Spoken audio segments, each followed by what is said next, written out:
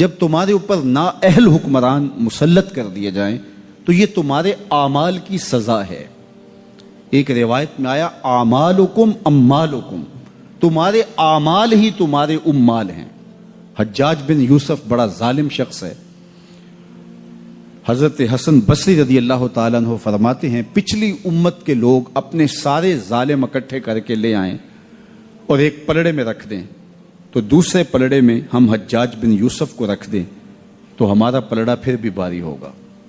70,000 لوگ اس نے اپنے ہاتھوں سے قتل کیے، 90,000 لوگ اس کے حکم سے کٹے ہیں۔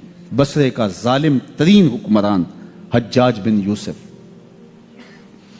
لیکن کچھ لوگ تھے کہ جو اس کے سامنے بھی حق بات کر لیتے تھے، اگرچہ وہ بہت سخت تھا اور بات بات پہ گردن کاٹتا تھا۔ کہتے ہیں بصرے میں ایک فقیر آ گیا تو حجاج بن یوسف نے اسے بلایا اور کہا کہ میرے لیے کوئی وظیفہ بتائیے۔ تو اس نے کہا کہ تمہارے لیے بہترین وظیفہ یہ ہے کہ تم دوپہر تک سوئے رہا کرو۔ اس نے کہا یہ عجیب وظیفہ ہے۔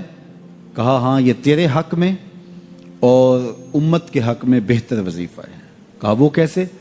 کہا تم دوپہر تک سوئے رہو گے تو اس کا نتیجہ یہ ہوگا کہ لوگ تیرے ظلم سے بچے رہیں گے اور تیرے بھی نامہ اعمال کے اندر گناہ کم درج ہوں گے، اس لیے تیرے لیے بہترین وظیفہ ہے کہ تو دوپہر تک سویا رہے۔ حضرت شیخ سعدی شیرازی فرماتے ہیں جس کے جاگنے سے اس کا سونا بہتر ہو، اس کے جینے سے اس کا مرنا بہتر ہوتا ہے۔ بدترین حکمران بصرے کا، انسانوں کا قاتل، بات بات پہ گردن کٹوا دینے والا۔ کسی نے کہا حجاج اگر تو بچہ تھا، اس وقت تیری عمر اتنی زیادہ نہیں تھی، لیکن تو نے دور عمر تو دیکھا ہوا ہے، تو اتنا ظالمانہ انداز کیوں اختیار کیے ہوئے؟ تو حضرت عمر جیسا حکمران کیوں نہیں بن جاتا؟ تو جو حجاج نے جواب دیا وہ سنیے، 2 لفظ اس نے جواب دیا، تبازروا اتعمر لکم، تم ابو ذر غفاری جیسی رعایا بن جاؤ، میں عمر جیسا حکمران بن جاتا ہوں۔ جب رعایا ابو ذر غفاری جیسی ہو تو حکمران حضرت عمر جیسے ہوتے ہیں، اور جب رعایا ہی جور و ظلم کی خوگر ہو اور اپنے رویوں کو ہم اگر دیکھیں کہ ہم کہاں کھڑے ہیں تو ہمارے اوپر ایسے لوگ ہی مسلط ہوتے رہیں گے۔ اگر میں مسجد سے نکلتے ہوئے جوتا چرا کے لے جاتا ہوں اور آرزو یہ رکھتا ہوں کہ میرے اوپر عمر بن عبدالعزیز جیسا حکمران آ جائے، تو میری یہ خواہش پوری نہیں کی جائے گی، کیونکہ میرے عمل کے نتیجے میں میرے اوپر حکمران مسلط کیا جائے گا۔ میں اپنے اندر جھانک کر کے دیکھوں، اپنے اندر اتر کے دیکھوں کہ میں کہاں کھڑا ہوں۔ میں اگر یہ دیکھتا ہوں کہ میرے اوپر بدترین حکمران مسلط کر دیے گئے ہیں جو ملک کو دونوں ہاتھوں سے لوٹ رہے ہیں، ملک کے وسائل کو چاٹ رہے ہیں، تو میں خود دیکھوں کہ میں کہاں کھڑا ہوں۔ انسان جب کوئی اچھی بات سنتا ہے تو انسان کی فطرت ہے کہ وہ آگے منتقل کرتا ہے۔ آج کل وہ شیئر کر دیتے ہیں نا، جو بات آئے تو آپ اس کو آگے بڑھاتے ہیں، دوستوں میں شیئر کر دیتے ہیں۔ تو یہ انسان کی فطرت سے افواہیں بھی اس لیے پھیلتی ہیں کہ جو بھی بات آپ سنتے ہیں فوری آپ کی کوشش ہوتی ہے کہ یہ سب سے پہلے دوستوں کو میں ہی بتاؤں۔ تو یہ انسانی فطرت ہے۔ تو جب افواہ اور ایسی چیز، کوئی غم کی خبر بھی ہو، کسی کی وفات کی خبر بھی ہو، تو اس وقت بھی انسان کی فطرت، سست سے سست آدمی بھی پھر جلدی جلدی فون کرتا ہے، آگے بڑھاتا ہے کہ فلاں سے فوت ہو گیا۔ تو چونکہ یہ فطرت ہے، بات کو آگے بڑھانے کا شوق ہے انسان کے اندر رکھا ہے، اس سے چیزیں پھیلتی ہیں۔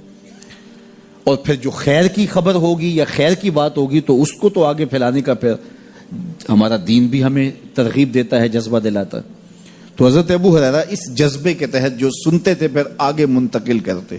اب حضور کی بارگاہ سے اٹھ کے جاتے تو سب سے پہلے گھر جاتے اور سب سے پہلے اپنی ماں کو ہی سناتے، اور ماں تھی کافرہ، وہ سننے کی بجائے، خوش ہونے کی بجائے سن کے وہ الٹا ناراض ہوتی اور کوئی نہ کوئی ایسی بات کر دیتی۔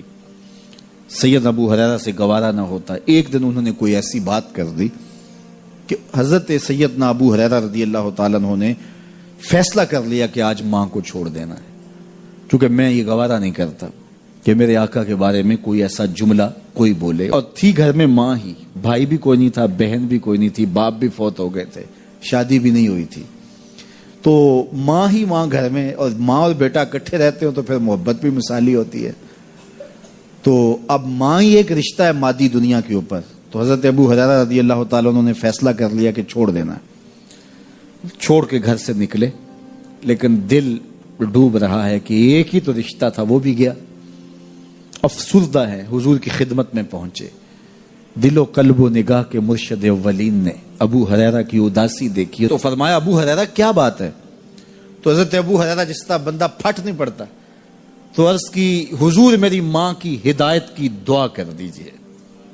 ساری کہانی 2 لفظوں میں بیان کر دی. میری ماں کی ہدایت کی دعا کر دیجئے. حضور نے نہیں پوچھا کیا ہوا، کیا ماجرا ہوا، فوراً ہاتھ اٹھ گئے. اور لفظ کیا تھے؟ اللہم اہد ام ابی ہریرہ تھا. اے اللہ ابو ہریرہ کی ماں کو ہدایت دے دے.